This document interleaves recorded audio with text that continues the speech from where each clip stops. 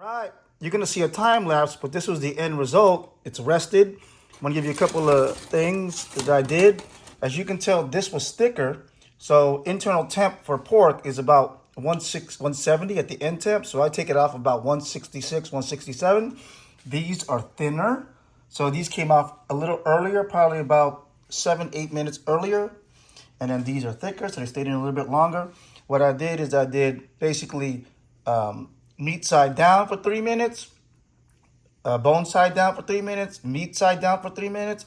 If they were ready, I took them off. If not, I moved the coals to the hot side and I put the thicker part on the non-coal side, so it would just go ahead and cook versus burn or char. Okay, so you'll kind of see that in a time lapse, but Chamorro pork barbecue.